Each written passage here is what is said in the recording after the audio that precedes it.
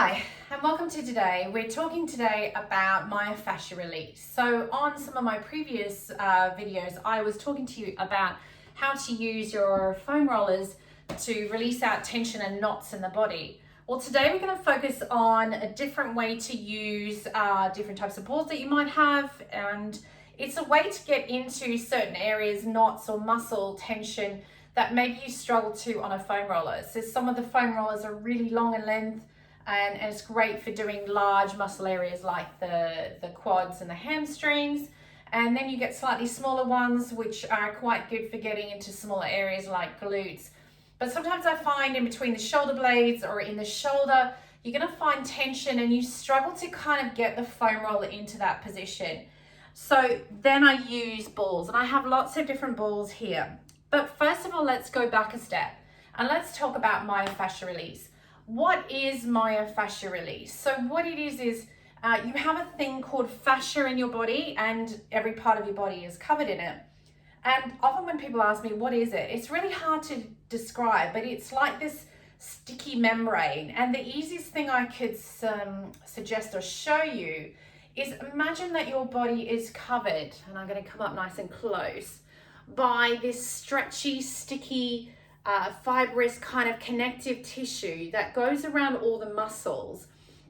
And what it does is you tend to get these trigger points, which are knots and tension in the body. And by releasing the knots, it has a lot of benefits. So we're talking about restricting mobility in the muscles. It also, by getting those knots, once we release the knots out, it improves the blood flow to that area. It helps with your lymphatic circulation, and it also helps stimulate the stretch release.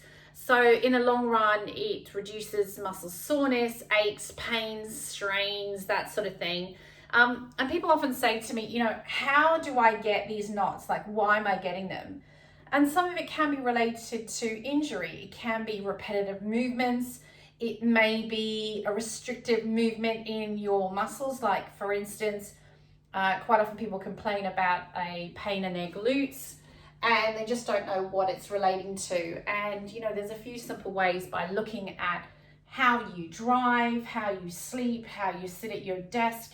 Even if you're doing a repetitive movement, quite often you can lock a muscle point there in different parts of the body, and that's why quite often it's not on just one side. So in my PT work, I tend to use a lot of different things to help release. As I said previously, I use foam rollers, and then I also love to use balls. So you have your very regular tennis ball, a squash ball, slightly smaller, slightly harder, and they go in intensity. And then we have a slightly harder, this could be like a dog ball. It's much harder, much firmer, but slightly bigger, so slightly easier to get into it. Again, slightly bigger ball, rubber ball. You can find these in sports stores. In a lot of places now tend to sell these. And then you can head up to your good old baseball. Much harder, much firmer. And then the knobbly balls, and I guess a lot of people tend to buy these when they buy a foam roller, because you can also buy those long sticks that you roll up and down your body. And then you get different shaped ones. You sometimes get them as like a dicky bow tie. And what they do is they fit in certain parts of the body. They're designed to get into areas that you struggle with. So what I'm going to do over the next couple of videos is I'm going to show you how to release these trigger points and how to release the tension and muscle and knot.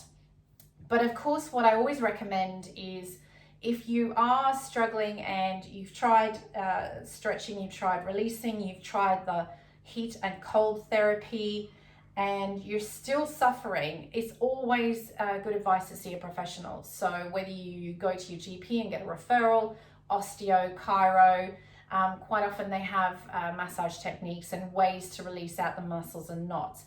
But if it's something that you know from your repetitive movement, and it's just a locked out muscle, there are ways to try and release this out yourself.